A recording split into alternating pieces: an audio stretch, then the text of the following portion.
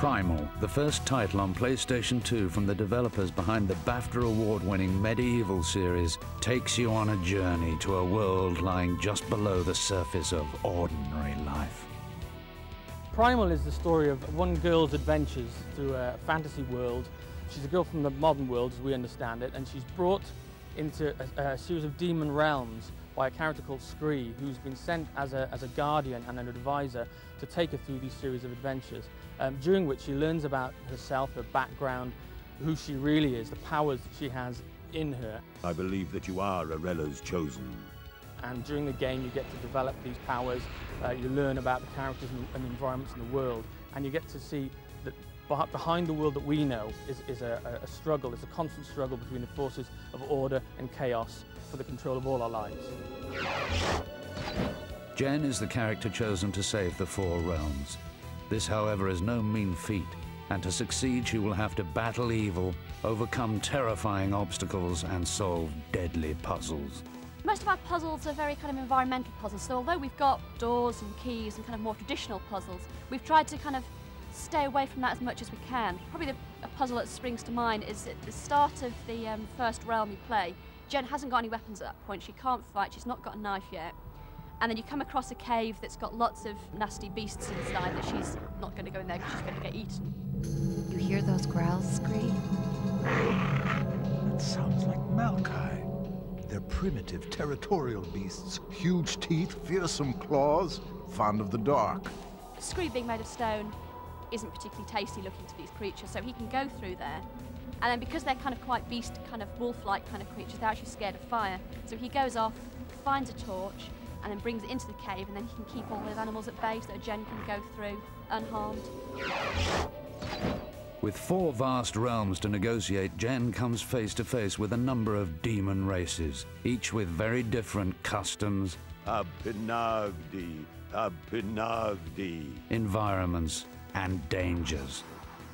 There are 4 very distinct different demon worlds that we have in Primal. We wanted to make them as different from one another as we could. We have a world called Solum, which is a world that's always nighttime here, and we have a race called the Ferai who live here, who are kind of rugged hunters. Our second realm is Aquis, which is almost entirely underwater, and the race that live there are called the Undine, and they populated the area with huge arcane filtration machines to keep the water clean. And part of the gameplay in that area is Jen has to get the filtration system working again so the characters can survive in there. The third realm in the game is called Ether, and we have a race of demons here we call Wraith, and these are really nasty characters. They're almost like vampires in the way that they kind of lead their lives. The last realm that you venture through is the realm of Volca, which is a world set in a huge, dry, dusty volcano. And the race that live there are the Jinn. And when you first arrive there, the volcano is dormant, it's asleep, and the Jinn are inactive. But as you adventure and explore through these corridors and chambers, the light and the heat that you bring wakes them up, and suddenly you find you've got an entire race of people all suddenly coming to life that you have to deal with. The characters of Jen and Scree dominate the game.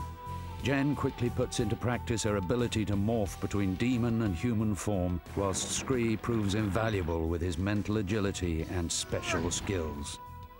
Jen and Scree have both got very different abilities. Jen's abilities are all based around her demon forms, so with each demon form she gets a different weapon, and all her abilities are kind of very focused towards combat and that side of things. We've got about, I think it's about 20 attacks for each of the different demon forms that she's got, so it's quite a lot of moves.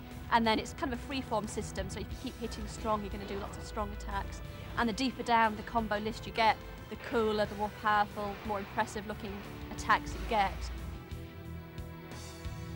Scree, what's with the glowing stuff? It happens when I'm close to stone figures, resonating with Ferai energy. It means I can temporarily transfer my soul into any statue formed from this material. Scree doesn't fight at all, so his side of things is much more kind of based on the exploration and puzzles. So he can climb walls, he can jump, he can lift heavy objects. It's very much based around his kind of strength. Any music featured within Primal had to reflect the intensity and pace of the game. The Prague Philharmonic Orchestra added their interpretation to the adventure.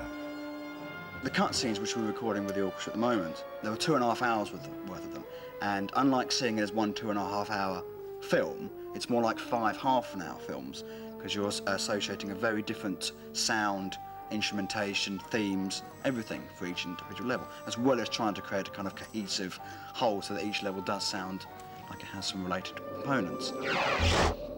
With the kind of originality so rarely glimpsed on a games console, Primal is not only a feast for the senses, but also compulsive to play.